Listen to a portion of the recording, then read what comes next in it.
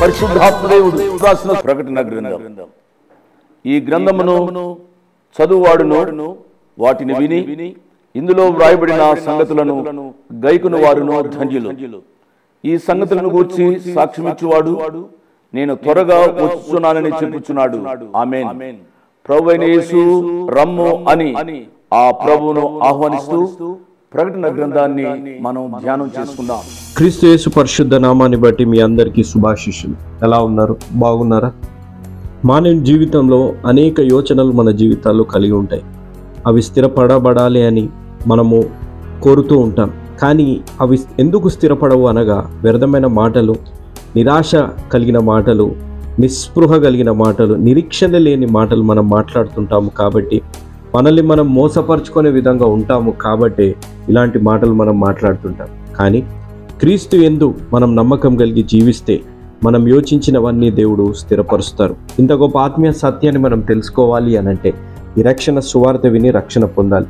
ఇంత గొప్ప అవకాశాన్ని సద్వినియోగం చేసుకొని కోట్లాది ప్రజలు ఈ రక్షణ సువార్త వినేటట్టు వారు వెళ్ళలేకపోయినా వెళ్ళేలాంటి యేసుని చాలా పరిచయాన్ని ప్రోత్సహించి బలపరిచిన మా ప్రియులు, మా ఆప్తులు మిస్టర్ అండ్ మిస్సెస్ సత్యం గారు మరియు శైలజ గారు, వారు బొబ్బిలి విజయనగరం డిస్టిక్ వాస్తవ్యులు, వారి కుమారుడు కేతిరెడ్డి సందీప్ కుమార్ బర్త్డే సందర్భంగా ఈ కార్యక్రమాన్ని సహాయపడ్డారు.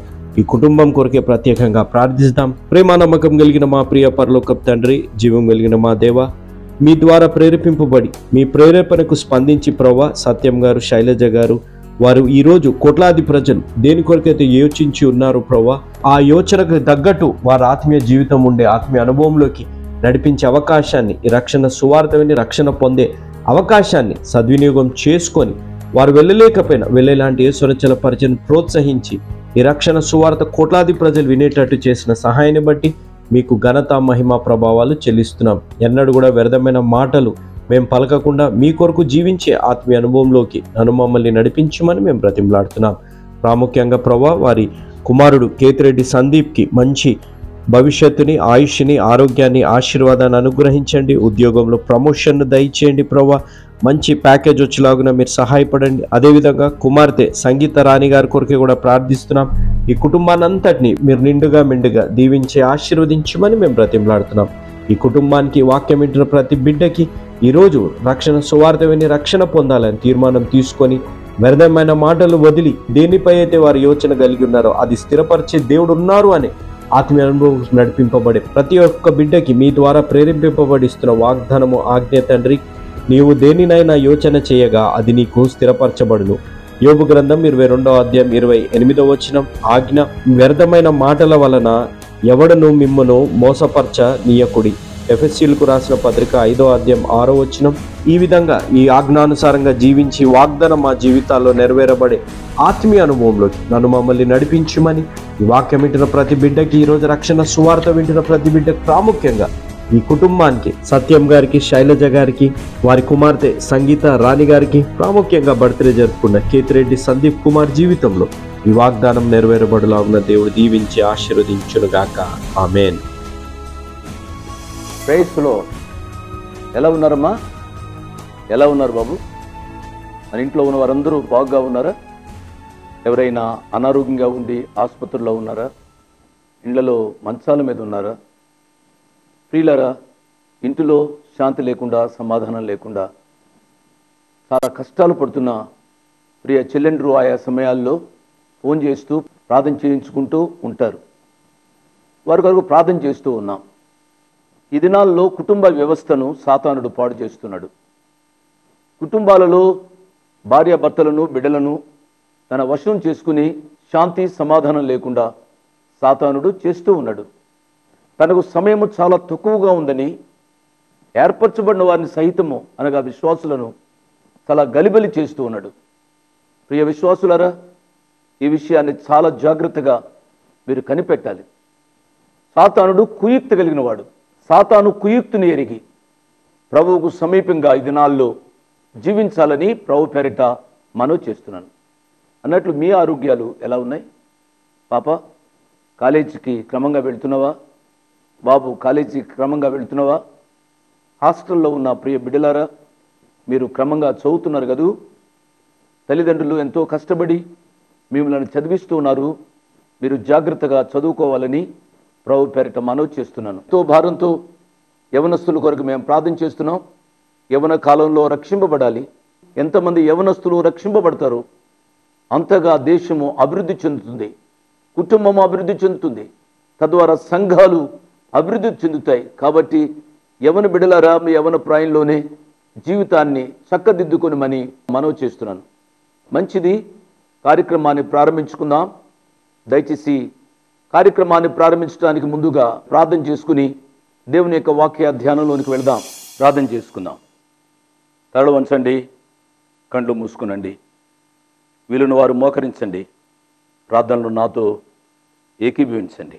ప్రేమ కలిగిన మా ప్రియ పరలోకపు తండ్రి, వందనాలు స్తోత్రాలు నైనా మీ కుమారుడు మా రక్షకుడు యేసు ప్రభు వారి అతి శ్రేష్టమైన నామంలో సమయోచితమైన సహాయం కొరకు మీ కృపాసనాన్ని సమీపిస్తూ ఉన్నాం. మా ప్రియులలో కొంతమంది ఆసుపత్రుల్లో ఉన్నారు, వారి కొరకు మేము ప్రార్థించాం. ఐసీయూల్లో ఉన్నారు, వారి కొరకు మేము ప్రార్థన చేశాం. మీ కృపను బట్టి మీ చిత్తానుసారంగా కొంతమందిని ముట్టి స్వస్థపరిచినందుకై వందనాలు స్తోత్రాలు. మరి కొంతమంది జీవన్ మరణాల మధ్య ఉంటూ ఉండగా మీ సహాయాన్ని కోరుకున్నాం. మీ చిత్తానుసారంగా వారిని ముట్టి స్వస్థపరిచినందుకై వందనాలు. ఇంకా ఆసుపత్రుల్లో ఉన్న వారి కొరకై మేము ప్రార్థన చేస్తున్నాం. మీ దయగలిగిన చిత్త ప్రకారం ప్రభు అటు వారిని కనికరించి కరుణించి మీ చిత్తమైతే ముట్టి స్వస్థపరచుమని అడుగుతున్నాం. ప్రభువా, ఆయా ఈతి బాధల్లో ఉన్న ప్రియులందరి కొరకై ప్రార్థన చేస్తున్నాం. నాయనా, మీ కృపా కటాక్షం వలన అట్టి ప్రియ బిడ్డలను కనికరించి వారి కుటుంబాలలో శాంతి, సమాధానము, సంతోషము, సంతృప్తి నాయనా దయచేయమని అడుగుతున్నాం. ప్రభువా, ప్రత్యేకంగా యవన బిడ్డలను జ్ఞాపకం చేసుకుంటున్నాం. యవన బిడ్డలు తమ యవన ప్రాయంలోనే రక్షింపబడి మీ కొరకు జీవించే కృప దయచేయమని అడుగుతున్నాం. ప్రభువా, వారి విద్యలలో సహాయం చేయండి. విద్యలు ముగించిన యవనస్తుల కొరకై ప్రార్థన చేస్తున్నాం. వారి యొక్క ఉదరపోషణార్థ నిమిత్తం వారికి ఉద్యోగాలు దయచేయమని అడుగుతున్నాం. నైనా కుటుంబాల కొరకై ప్రార్థన చేస్తున్నాం.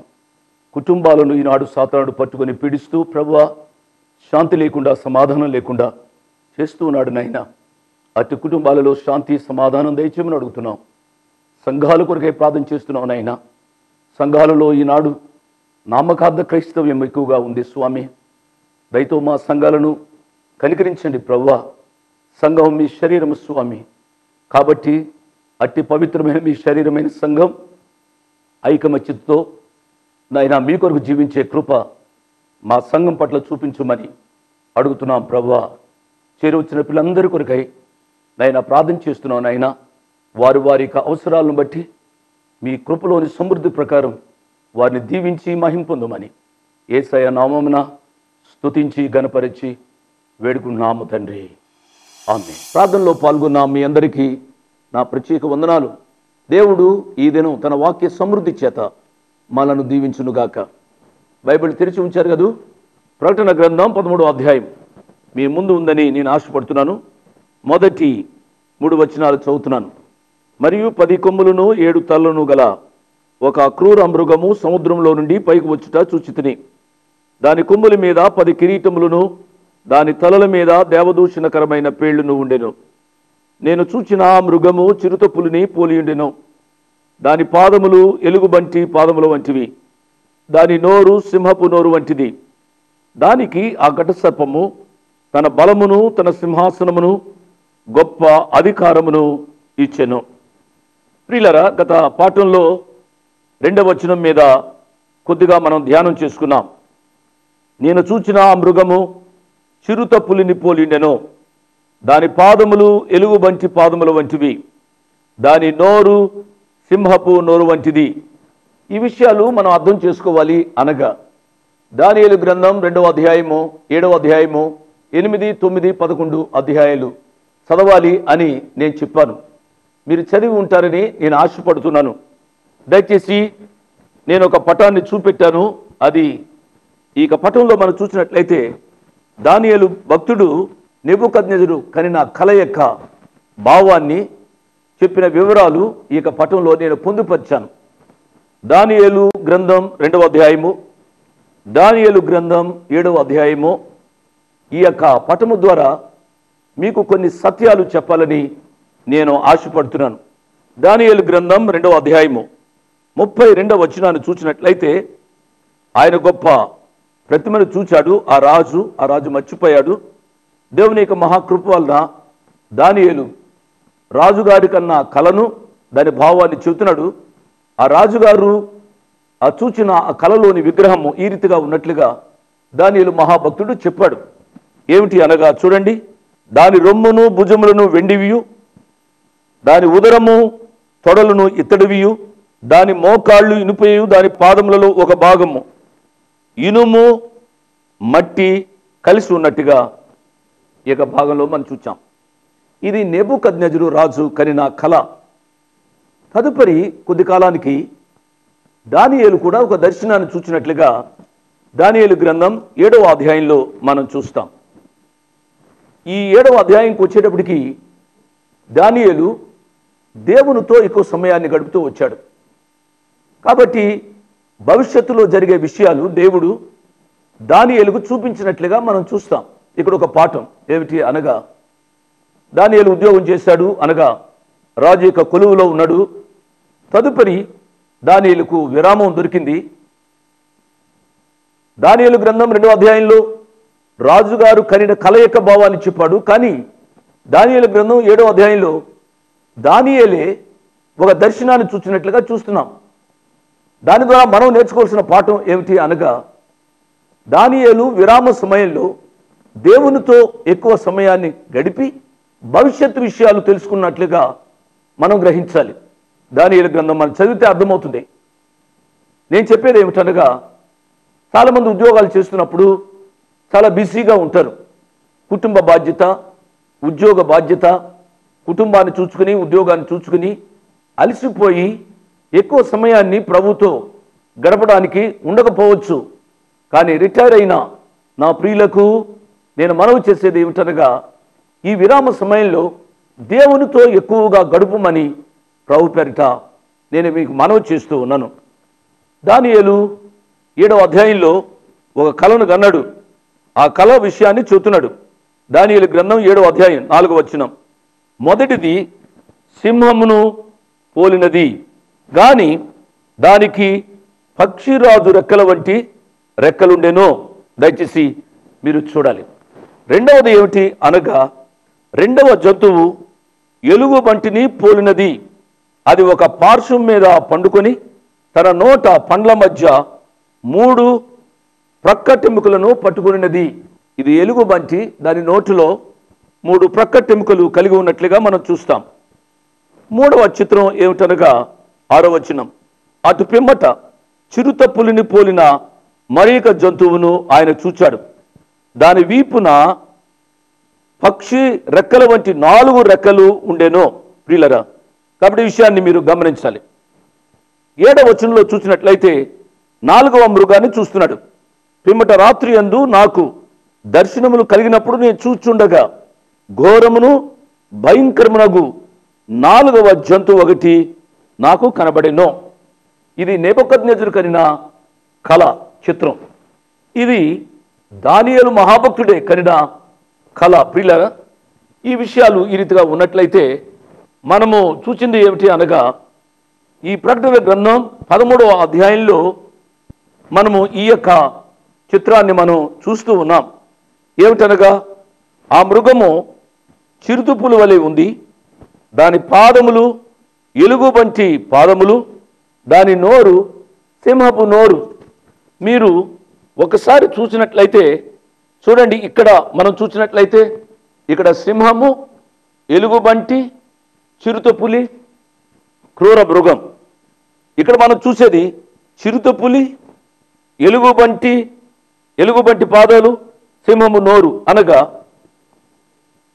దానియేలు చూసిన ఆ దర్శనానికి ఇక్కడ ప్రకటన గ్రంథం 13వ అధ్యాయంలో చూస్తున్న దానికి చూసినట్లయితే కొంత రివర్స్ ఆర్డర్లో ఉన్నట్టుగా మనం చూస్తాం. అనగా దానియేలు భవిష్యత్తులో చూస్తున్నాడు, యోహాను గారు వెనుకకు చూస్తూ ఉన్నట్లుగా గ్రహించాలి అని నేను మనవి చేస్తున్నాను. మంచిది. ఈ యొక్క 2 చిత్రాలను మనము నిశ్చితంగా ఆలోచించి వీటిని అర్థం చేసుకున్న వాళ్ళని ప్రభుపేట నేను మనవి చేస్తున్నాను. దానియేలు 2వ అధ్యాయము 32వ వచనం నుంచి 44వ వచనం వరకు చూసినట్లయితే ఈ యొక్క పటంలోని శిరస్సు మేలిమి బంగారముగా ఉన్నట్లుగా చూస్తాం. ఇది బబులోను సామ్రాజ్యానికి సూచనగా ఉంది అని గ్రహించాలి. క్రీస్తు పూర్వము 606వ సంవత్సరం నుంచి 538వ సంవత్సరం వరకు బబులోను అధికారంలో ఉంది. తదుపరి రొమ్ము భుజములు చూసినట్లయితే వెండిగా ఉన్నట్లుగా మనం చూస్తాం.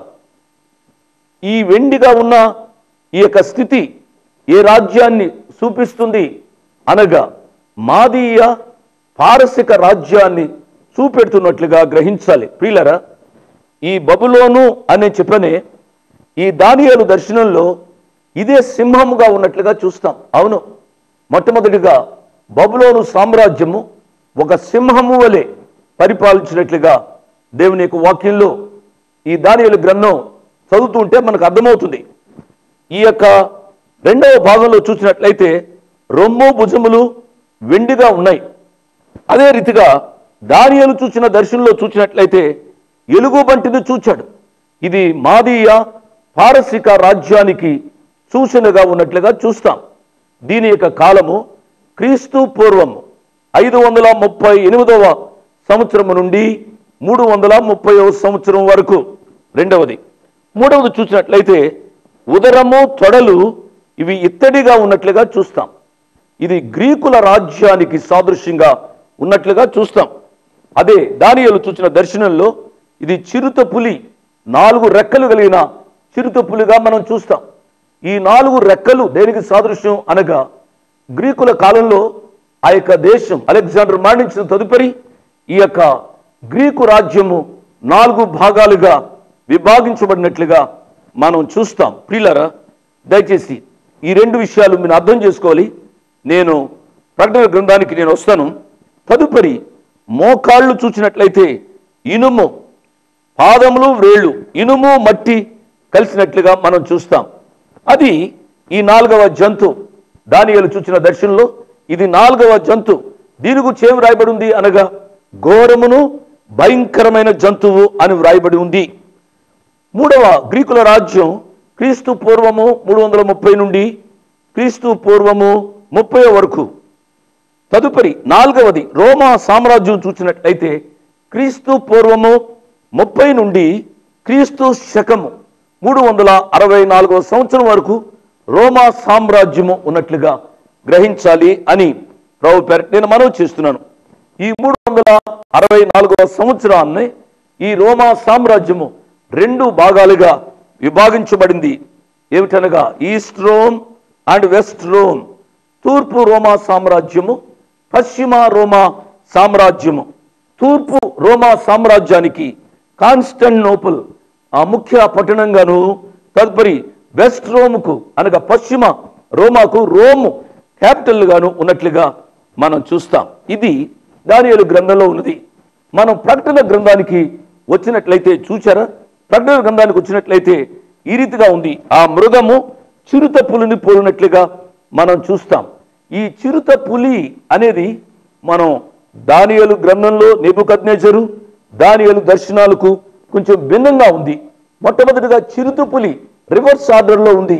చిరుత పులి గ్రీకుల రాజ్యానికి సాదృశ్యంగా ఉన్నట్లుగా మనం గ్రహించాలి. రెండవది చూసినట్లయితే దాని యొక్క పాదములు ఎలుగుబంటి పాదములుగా ఉన్నట్లుగా చూస్తాం. ఈ పాదములు మాదీయ పారసిక రాజులకు సూచనగా ఉన్నట్లుగా మనం చూస్తాం. మూడవది దాని యొక్క నోరు సింహపు నోరుగా ఉన్నట్లుగా మనం చూస్తాం. ఈ సింహపు నోరుగా ఉన్నది బబులోను సామ్రాజ్యముగా చూడాలి అని ప్రభు పేరిట నేను మనవి చేస్తున్నాను. ఇప్పుడు 4వది ఈ క్రూర మృగం. మన ప్రకటన గ్రంథం 13వ అధ్యాయంలో చూసిన ఆ క్రూర మృగము 10 కొమ్ములు 7 తలలు. 10 కొమ్ములు 7 తలలు రోమా సామ్రాజ్యానికి సూచనగా ఉన్నట్లుగా మనం చూస్తాం. ప్రియులారా, ఇది చరిత్ర కాబట్టి దీనిని మనం అర్థం చేసుకోవాలి. క్రీస్తు విరోధి ఏ సమయంలో అయినా రావచ్చు అనే విషయాన్ని నేను జ్ఞాపకం చేస్తున్నాను. క్రీస్తు విరోధి ఎవరు? క్రీస్తు విరోధి ఎప్పుడు వస్తాడు నేను చెప్తాను అండి. ఈ యొక్క భయంకరమైన ఈ యొక్క జంతువు ఏ రీతిగా ఉంది అనగా చిరుత పులి వలె ఉంది. చిరుతుప్పలు వలె ఉంది అనగా ఈ యొక్క సామ్రాజ్యము చురుగుతనం కలిగి ఉంటుంది. ఈ యొక్క పాదములు, ఈ యొక్క మృగం యొక్క పాదములు ఎలుగుబంటి వలె ఉన్నవి అనగా పట్టుదల కలిగిన. ఎలుగుబంటి ఏదైనా పట్టుకుంది అంటే అది విడిచిపెట్టదు. కాబట్టి ఈ చివరి సామ్రాజ్యము, రోమా సామ్రాజ్యము పట్టుదల కలిగిన రాజ్యంగా ఉంటుంది అనే విషయాన్ని నేను మనవి చేస్తున్నాను. తదుపరి ఇది సింహము నోరు వంటి నోరు కలిగింది అనగా, సింహము నోరు అనగా వాగ్ధాటి, వాక్చాతుర్యము కలిగిన సామ్రాజ్య నేతలు వస్తారు అనే విషయాన్ని జ్ఞాపకం చేస్తున్నాను. ఇన్ని లక్షణాలు కలిగిన ఈ మృగము క్రూర మృగము అనగా క్రూరమైన స్వభావం కలిగి ఆ యొక్క దినాల్లో ఉన్న మనుషులను వారు పీడిస్తారు అనే విషయాన్ని అర్థం చేసుకున్న వాళ్ళని ప్రభు పేరిట నేను జ్ఞాపకం చేస్తున్నాను. మంచిది.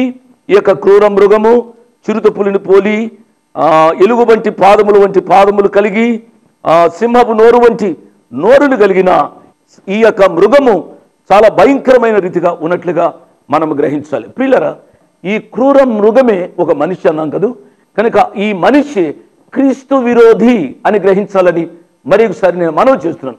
యాంటీ అనే మాటకు ఇంగ్లీషులో 2 అర్థాలు ఉన్నాయి. యాంటీ అనగా విరోధి లేక వ్యతిరేకత అని అర్థం. రెండవ అర్థం యాంటీ అనగా ఇన్స్టెడ్ ఆఫ్ అనగా దానికి బదులుగా అని అర్థం. పిల్లరా, ఇక్కడ 2 మృగాలను చూస్తాం. ఒక మృగము సముద్రంలోంచి వచ్చిన మృగం, ఇంకొక మృగము భూమిలో నుండి వచ్చిన మృగం. ఈ సముద్రంలోంచి వచ్చిన మృగమే క్రీస్తు విరోధి అని అన్నాను. ఈ క్రీస్తు విరోధి అనేది ఎటువంటి విరోధి అనగా రాజకీయ విరోధి అని గ్రహించాలి అని మరొకసారి నేను మనవి చేస్తున్నాను. రెండవ మృగం భూమిలో నుంచి వచ్చిన మృగం. ప్రియులారా, ఏ భూమిలోంచి వచ్చింది అనగా మధ్యధరా సముద్ర ప్రాంతాల నుంచి అనగా యూదయ ప్రాంతాల నుంచి వచ్చినట్టుగా మనం చూస్తాం. దీనిని బట్టి నేను మీకు చెప్పేది ఏమిటనగా ఇది మత సంబంధమైన విరోధి. ఏమిటి? దయచేసి మీరు గమనించాలి. A political anti Christ and a religious anti Christ. రాజకీయ క్రీస్తు విరోధి, మత సంబంధమైన క్రీస్తు విరోధి. ఈ యొక్క సాతాను యొక్క త్రిత్వము అనే విషయాన్ని నేను చెప్తూ వచ్చాను. ఘట సర్పం సాతానుడు, సముద్రంలోంచి వచ్చిన క్రూర మృగం క్రీస్తు విరోధి, తదుపరి భూమిలోంచి వచ్చిన ఆ క్రూర మృగము అది అబద్ధ ప్రవక్త అని నేను చెప్తూ వచ్చాను. ఈ విషయాలు మీ యొక్క మనసులో ఉంచుకున్న వాళ్ళని ప్రభుపేట నేను మనవి చేస్తున్నాను.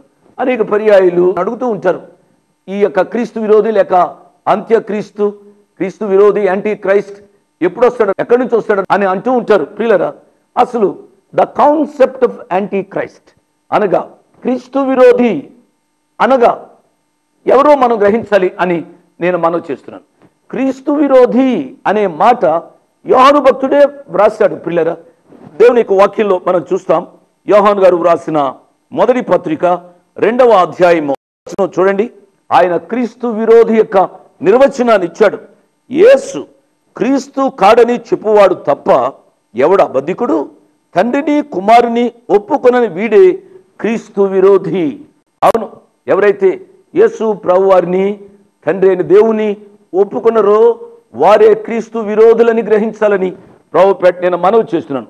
ఇంకొక వచనాన్ని కూడా నేను చదువుతాను. ఏమిటనగా అదే యోహాను గారు వ్రాసిన మొదటి పత్రిక 4వ అధ్యాయంలో మొదటి 3 వచనాలు.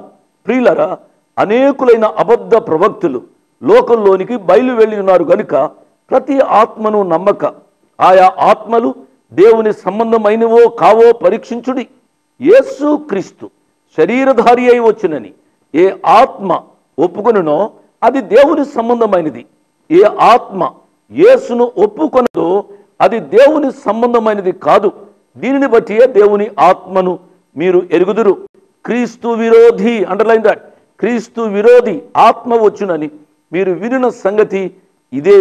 ఇదివరకే అది లోకంలో ఉన్నది. కాబట్టి ప్రియులరా, యేసు ప్రభు వారిని అంగీకరించిన వారు క్రీస్తు విరోధులు అని గ్రహించాలని ప్రభు పక్షంగా నేను మనవి చేస్తున్నాను.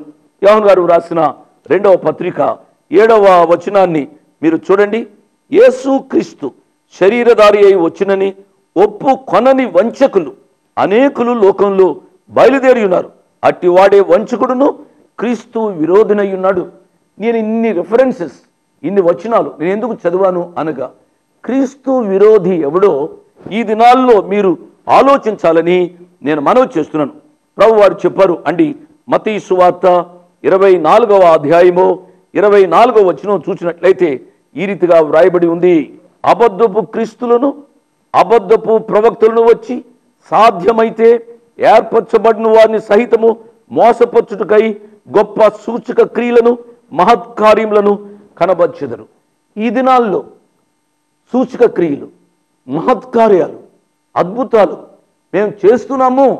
యేసు ప్రభు యొక్క నామం పేరటే వారు చేస్తున్నట్లుగా కనబడుతుంది. దయచేసి వారి క్రియలు, వారి యొక్క జీవిత విశేషాలు వారి బ్రతుకును తెలుపుతాయి. కాబట్టి ఎవరు నిజమైన విశ్వాసులు, ఎవరు క్రీస్తు విరోధులు గ్రహించాలి అని ప్రభు పక్షంగా నేను మనవి చేస్తున్నాను.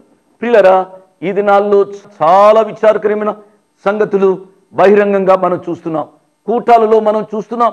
అద్భుతాలకు, మహత్య కార్యాలకు మనుషులు విలువిస్తున్నారు, కానీ సరైన స్వచ్ఛమైన దేవుని వాక్యానికి మనుషులు విలువ ఇవ్వటం లేదు. ఈ దినాల్లో వారికి అద్భుతాలు జరగాలి, ఈ దినాల్లో వారికి ఏవో మహత్కార్యాలు జరగాలి. అప్పుడే యేసు ప్రభు వారు దేవుడిని నమ్మే దినాల్లో మనం జీవిస్తూ ఉన్నాం. కాబట్టి ఈ దినాలు మోసకరమైన దినాలను ఎరిగి దేవుని వాక్య ప్రకారం జీవించడానికి స్థిరమైన తీర్మానం చేసుకునే వాళ్ళని ప్రభు పేరిట మనవి చేస్తున్నాను. క్రీస్తు విరోధి విజృంభిస్తూ ఉన్నాడు. ఆ క్రీస్తు విరోధి ఎప్పుడు వస్తాడో నేను చెప్తాను అండి. కాబట్టి ఆ క్రీస్తు విరోధిక కుయుక్తులు ఎరిగి ప్రభు యొక్క వాక్యానుసారంగా జీవించడానికి తీర్మానం చేసుకున్నామని ప్రభు పేట మనవి చేస్తున్నాను. అట్టి కృప పరిశుద్ధాత్మ దేవుడు వాక్యం విన్న ప్రతి ఒక్కరికి అనుగ్రహించునుగాక. ఎందాక నీ పయనం ఈ రంగుల వలయంలో నీవు చిక్కుకున్నావా యవ్వనుడా, ఎందాక నీ పయనం ఈ రంగుల వలయంలో నీవు చిక్కుకున్నావా, నీ గురి ఏదో ఇంకా నీకు తెలియకున్నా. Praise the Lord. మీ ముందుకు రావడానికి ఒక ప్రాముఖ్యమైన కారణం, మేము ఈ టీవీ పరిచర్యని ఎందుకు ప్రారంభించాం, ప్రాముఖ్యంగా తండ్రి అయిన నాన్నగారు, కీర్తిశేషులైన నాన్నగారు జోష్ అన్నగారు ఎందుకు ప్రారంభించారు అనేది వారి మాటల్లోనే విందాం. ఈ కార్యక్రమాన్ని నిర్వహించడానికి నేను ఎంతో ధైర్యం చేశాను అనే విషయాన్ని జ్ఞాపకం చేస్తున్నాను. డబ్బుండి కార్యక్రమాన్ని ప్రారంభించలేదు. నన్ను రక్షించి ఇంతవరకు పిలిచిన ప్రభు ఉన్నారు అని, తదుపరి విశ్వాసులైన మీరు ఉన్నారు అనే ధైర్యంతో ఈ కార్యక్రమాన్ని కొనసాగిస్తున్నాం. విన్నారు కదా, నాన్నగారు ఏ ధైర్యమైతే వారు చేసి టీవీ కార్యక్రమాలని ప్రారంభించారు, మన రక్షకుడైన యేసు ఉన్నారని, విశ్వాసులైన మీరు ఉన్నారనే ధైర్యంతోనే ఈ టీవీ కార్యక్రమాలని మేము కొనసాగిస్తున్నాం గత సంవత్సరాలుగా.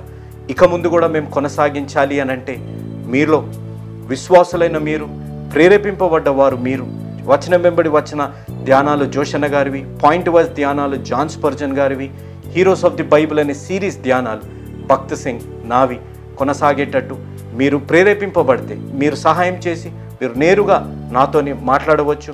నాతో మాట్లాడి మాకు సహాయం చేయాలనేది నా మనవి. కాబట్టి మీరందరూ ఏ భారమైతే, సేవా భారమైతే నాన్నగారు గత 40 సంవత్సరాలుగా ముందుకు కొనసాగించారు, ఇప్పుడు యవనస్తులమైన మా అన్నగారు జాన్ స్పర్జన్ గారు మాపై ఉంది.